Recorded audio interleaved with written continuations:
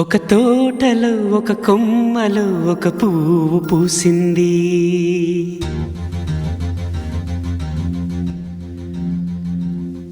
మహారాణిలా మహాలక్ష్మిలా ఆ పువ్వు నవ్వింది.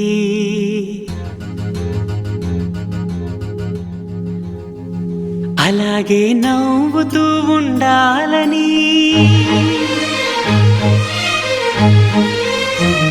అలాగే నవ్వుతూ ఉండాలని నింగి నేల వాగు వంక చెట్టు చేమ గువగూడు ఆశీర్వదించాయి.